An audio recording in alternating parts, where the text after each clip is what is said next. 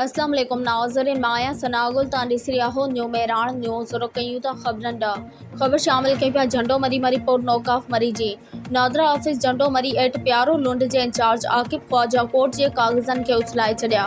गुल हसन बलोच तालके झंडो मरी जो रहवासी गुल हसन बलोच प्रेस क्लब झंडो मरी ते नादरा इंचार्ज खिलाफ दाइन ते चयो त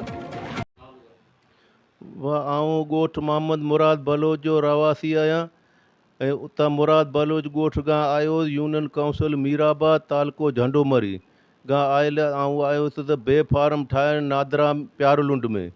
उते बीठुसि लाइन में 12 बजे मूंखे नंबर मिलियो। नंबर बावजूद बि उते वियोसि त मूंखे अॻु में चयूं त वञो तूं भई कोर्ट जो गार्डन सर्टिफिकेट वठी अच। मुंहिंजे वालिद ऐं वालदा जो फौती सर्टिफिकेट बि ॾिनो आहे यूनियन काउंसिल जे तरफ़ां।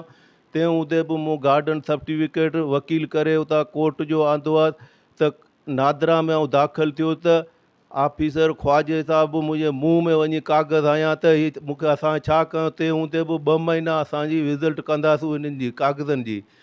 पोइ मूं चयो बाबा असीं ग़रीब माण्हू मारू माण्हू असीं माल मता विकिणी खपाए पंहिंजो ही कानूनी कमु कयो आहे। ही नादरा जो माना सर्टिफिकेट आहे, हिकु अख़बार जो बि बयानु आहे, हर शइ आहे। तंहिं हूंदे बि असां हिननि नादरा वारनि रुलाए छॾियो आहे।